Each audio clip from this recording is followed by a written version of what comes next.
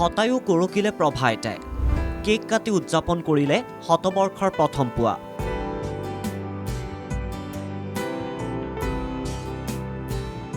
এয়া উত্তৰ গুৱাহাটীৰ ৰুদ্ৰেশ্বৰৰ প্ৰভা বৰা আইতা।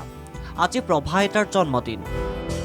এদিন দুদিনকৈ জীৱনৰ 100টা বসন্ত পাৰ কৰিলে প্ৰভা আইতাই। পুত্ৰ বোৱাৰী নাতি নাতিনীৰ গাত আজি তত নাই। সকলোৱে মিলি কেক কাটি উদযাপন কৰিলে আইতাৰ 100 বছৰীয়া জন্মদিন।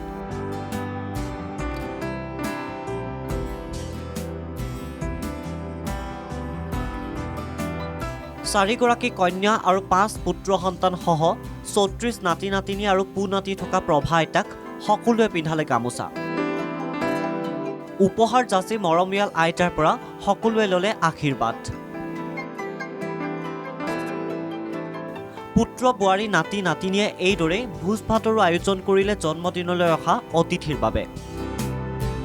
আজি আমাৰ গাঁৱৰ আৰু ওচৰ পাজৰৰ যিখিনি মানুহ আছে সকলোৱে আহি মাৰ এই উৎসৱটোত সম্পূৰ্ণ সহায় সহযোগিতা আগবঢ়াইছে।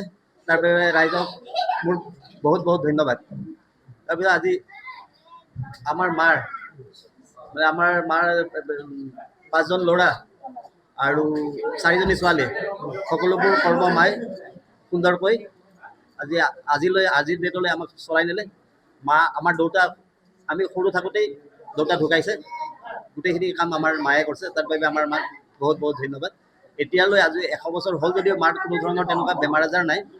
গতিকে আজি আমি মাক যেনেকুৱা, আমাৰ মায়ে আমাক যেনেকুৱা মৰম আদৰ কৰিছিল, আমিও তেওঁক তেনেকুৱা কৰিছোঁ। আৰু ওচৰ পাজৰৰ ৰাইজে মানে সম্পূৰ্ণ সহযোগিতা কৰি আৰু বাকী যিকেইটা দিন জীয়াই থাকে খুব ভালদৰে এনেকুৱাই থাকে যেন, তাৰ বাবে ৰাইজ আৰু মোৰ ভগৱানৰ ওচৰত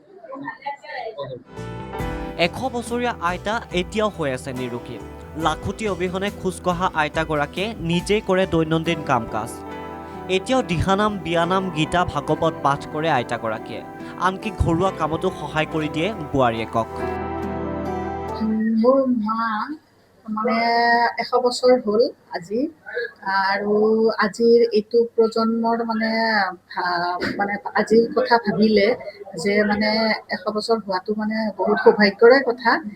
আৰু মানে আশা কৰিছোঁ তেওঁ আৰু যাতে আগন্তুক দিনলৈকে জীয়াই থাকে ভালদৰে সুস্থ, আৰু এতিয়াও বহুত সুস্থই হৈ আছে যদিও 100 বছৰ হৈছে তেওঁৰ। আৰু এইটো আমি অসমবাসী ৰাইজলৈকে আহ্বান জনাম যে এইটো প্ৰজন্ম মানে বহুত দেখি আহিছোঁ যে বহুত সন্তানৰ কাৰণে মাক দেউতাক মানে বৃদ্ধাশ্ৰমলৈকে যাবলগীয়া হয়। কিন্তু আমি যেনেকে মানে মাক ৰাখিছোঁ বা মানে আমাৰ ভাইটিহঁতেও যেনেকে ৰাখিছে, ঠিক তেনেদৰেই যাতে আৰু মানে সকলোৱে ৰাখে, সেইটো মানে আহ্বান জনাইছোঁ। আইতা সদায় সুস্থ সবল হৈ থাকক। প্ৰভা আইতাৰ 100 বছৰীয়া উপজা দিনত NKTV+ তৰফৰ পৰাও জনাইছোঁ অলেখ অযুত শুভেচ্ছা।